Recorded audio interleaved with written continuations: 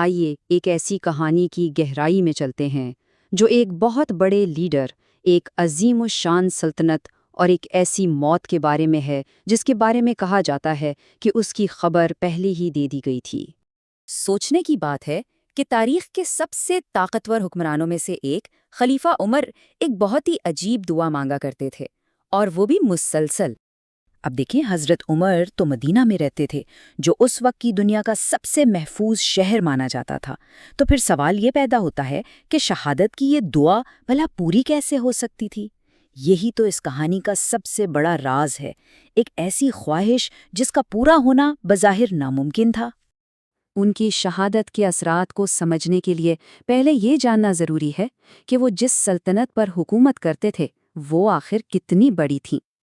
اب جو بات سب سے زیادہ حیران کن ہے نا، وہ یہ ہے کہ حضرت عمر کی خلافت کا رقبہ سکندر اعظم، جولیس سیزر، یہاں تک کہ مصر کے فرعونوں کی سلطنتوں سے بھی کہیں زیادہ بڑا تھا۔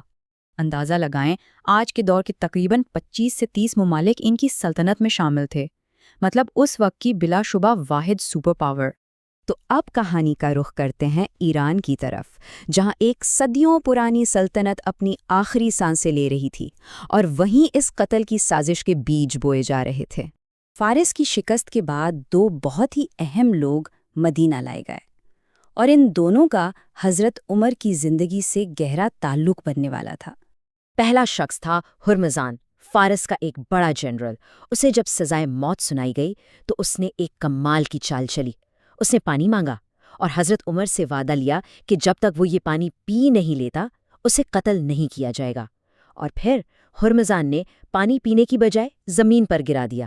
یوں اس کی جان بچ گئی اور وہ مدینہ میں ایک فوجی مشیر بن گیا۔ اور دوسرا شخص تھا فیروز، جسے ابو لولو بھی کہا جاتا ہے۔ وہ نہاوند کی جنگ میں پکڑا گیا ایک بہت ماہر کاریگر تھا، ایک لوہار، لیکن اس کے دل میں اپنے وطن کو فتح کرنے والوں کے لیے شدت نفرت بھری ہوئی تھی۔ اب ہوتا یہ ہے کہ ایک بالکل معمولی سی بات، صرف 2 درہم کے ٹیکس پر ہونے والا ایک جھگڑا اس پورے سانحے کی وجہ بن جاتا ہے۔ تو ایک دن فیروز سیدھا خلیفہ عمر کے پاس پہنچا اپنی ایک شکایت لے کر۔ اس کا کہنا تھا کہ اس کا مالک اس سے روزانہ 2 چاندی کے درہم کا جو ٹیکس لیتا ہے وہ بہت زیادہ ہے۔ حضرت عمر نے جب اس کے ہنر کے بارے میں پوچھا تو انہیں لگا کہ فیروز جیسے ماہر کاریگر کے لیے یہ ٹیکس بالکل مناسب ہے۔ انہوں نے فیصلہ برقرار رکھا، لیکن فیروز نے اسے اپنی ذاتی توہین سمجھ لیا۔ اس پر فیروز نے غصے میں ایک بات کہی۔ اس نے کہا، میں تمہارے لیے ایک ایسی چکی بناؤں گا جسے دنیا یاد رکھے گی۔ یہ ایک کھلی دھمکی تھی جسے حضرت عمر سمجھ تو گئے، لیکن ثبوت نہ ہونے کی وجہ سے کچھ کر نہیں سکتے تھے۔ اور بس یہاں سے سازش اپنے اگلے مرحلے میں داخل ہوتی ہے۔ فیروز نے اپنے غصے اور اپنے ہنر کو ملا کر ایک بہت ہی خطرناک ہتھیار تیار کرنا شروع کر دیا۔ یہ کوئی عام خنجر نہیں تھا، یہ ایک خاص طور پر بنایا گیا 2 دھاری خنجر تھا جس کے بیچ میں پکڑنے کی جگہ تھی۔ فیروز نے اسے خود بنایا اور پھر رات بھر ایک جان لیوا زہر میں ڈبو کر رکھا۔ اس کا منصوبہ بہت سیدھا لیکن انتہائی خطرناک تھا۔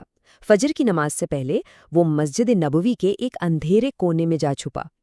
جیسے ہی خلیفہ عمر نماز کی امامت کے لیے آگے بڑھے اور نماز شروع کی، فیروز اندھیرے سے نکلا اور اس زہر میں بھجے خنجر سے ان پر ایک کے بعد ایک 6 وار کر دیے۔ اب زندگی کے آخری لمحات میں حضرت عمر کا کردار ایک حکمران اور ایک سچے مومن کے طور پر کھل کر سامنے آتا ہے۔ جب انہیں بتایا گیا کہ حملہ کرنے والا فیروز ہے تو ان کا جو پہلا رد عمل تھا وہ واقعی حیران کن تھا۔ انہوں نے کہا، اللہ کا شکر ہے کہ میرا قاتل کوئی مسلمان نہیں جو قیامت کے دن مجھ سے جھگڑا کر سکے۔ شدید زخمی حالت میں بھی انہیں پہلی فکر اپنے ذاتی قرضوں کی تھی۔ ان پر 86,000 درہم کا قرض تھا۔ انہوں نے فوراً حکم دیا کہ ان کا گھر بیچ کر یہ قرض ادا کیا جائے۔ یہ ان کی ایمانداری کی ایک چھوٹی سی مثال ہے۔ اس کے بعد انہوں نے اپنی زندگی کی آخری خواہش کا اظہار کیا، ایک بہت ہی عاجزی بھری درخواست کہ انہیں اپنے 2 ساتھیوں یعنی نبی اکرم صلی اللہ علیہ وسلم اور حضرت ابو بکر کے پہلو میں دفن ہونے کی اجازت دی جائے۔ اور اس طرح وہ دعا جو مدینہ میں مانگی گئی تھی وہیں پوری ہوئی۔ لیکن یہ واقعہ اپنے پیچھے ایک سوال چھوڑ گیا جس پر آج تک تاریخ دان بحث کرتے ہیں۔